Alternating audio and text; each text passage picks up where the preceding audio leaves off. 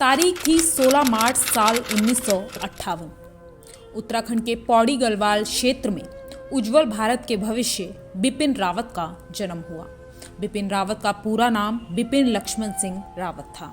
उनकी मां pollen coach Uttarakhand के उत्तरकाशी के पूर्व विधायक की बेटी थी। राजपूत परिवार में जन्मे रावत की कई पीढ़ियां सेना में ही निर्वाचित रही थीं।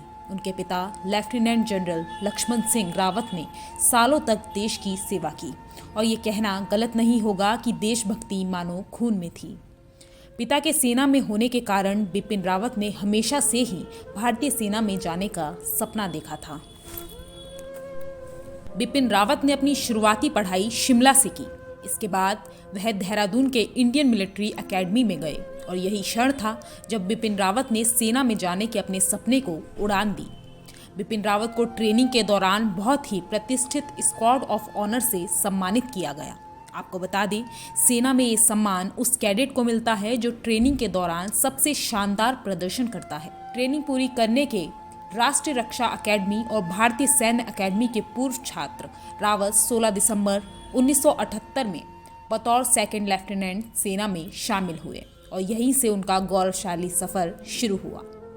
बिपिन रावत 11वीं गोरखा राइफल्स की 5वीं बटालियन के कमीशन के लिए चयनित हुए थे। बाद में रावत प्रमोट कर ब्रिगेडियर बनाए गए। उन्होंने सपोर में राष्ट्रीय राइफल्स के 5 सेक्टर की कमान संभाली। इसके बाद उन्होंने संयुक्त राष्ट्र मिशन के तहत कांगो में एक मल्टीनेशनल ब्रिगेड की कमान संभाली। 1 जनवरी साल 2016 को जनरल बिपिन रावत दक्षिणी कमांड के general officer commanding in chief नियुक्त हुए।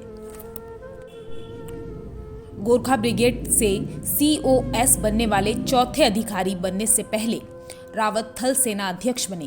कहते हैं बिपिन रावत ने पूर्वोत्तर में आतंकवाद को कम करने में महत्वपूर्ण भूमिका निभाई थी, जिसमें उनके करियर का एक मुख्य आकर्षण म्यांमार में 2015 का सीमा पार ऑपरेशन था, जिसमें भारतीय सेना ने NSCN के आतंकवादियों द्वारा घात लगाकर सफलतापूर्वक जवाब दिया था।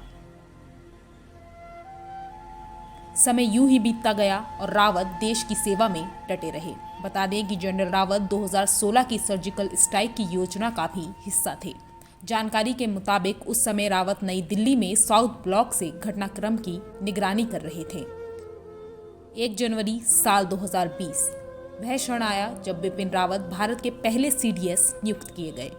CDS भारतीय सेना का वह अहम पद है जो सेना के तीनों अंगों यानी जल, थल और वायु सेना की कमान संभालता है। बिपिन रावत ने 43 साल भारतीय सेना में बिताए और इन सालों में जनरल रावत को परम वरिष्ठ सेवा पदक, उत्तम युद्ध सेवा पदक जैसे कई सेना पदक से अलंकृत किया गया। हालांकि कई बार उनके बयानों को लेकर उनकी आलोचना भी हुई। दरअसल साल 2017 में जनरल बिपिन रावत को उस वक्त आलोचनाओं का सामना करना पड़ा जब उन्होंने मेजर लितुल गोगोई को सम्मानित किया। मेजर लितुल गोगोई वो जवान थे जिन्होंने पत्थरबाजी कर रहे एक युवक को अपनी जीप के आगे बांधकर ढाल की तरह इस्तेमाल किया था।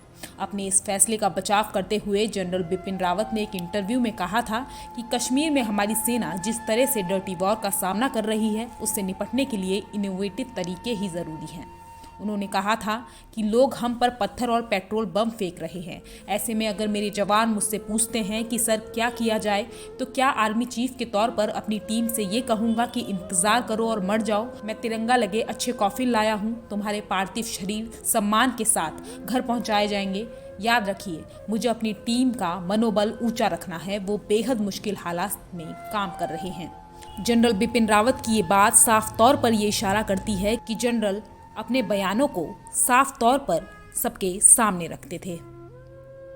कहा जाता है कि जनरल बिपिन रावत को हमेशा से ही पढ़ाई का शौक था। उन्होंने मेरठ के चौधरी चरण सिंह विश्वविद्यालय से PhD की, यानी कि बिपिन रावत को डॉक्टरेट की उपाधि भी प्राप्त थी। बिपिन रावत ने तमिलनाडु के वेलिंगटन कॉलेज से डिफेंस सर्विसेज स्टाफ कॉलेज से MPhil की पढ़ाई की। बता दें, ये वही कॉलेज है जहां बिपिन रावत बुधवार 8 दिसंबर 2021 को स्पीच देने के लिए जा रहे थे, लेकिन पहुंच नहीं पाए। जरा सोचिए, ये जीवन कितनी अनिश्चितताओं से भरा हुआ है। आप इस बात का अंदाज़ा भी नहीं लगा सकते कि कब जिंदगी क्या मोड़ ले ले।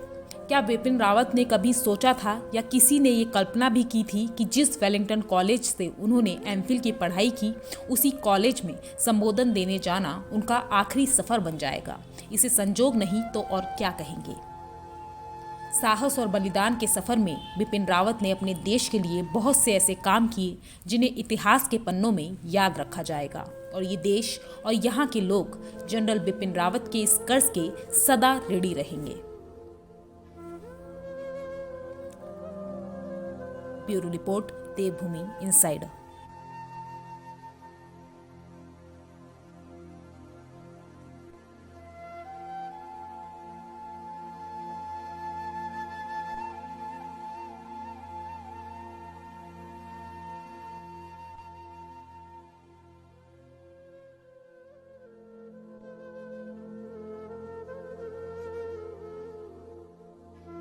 आज ही डाउनलोड करें देवभूमि इनसाइडर ऐप।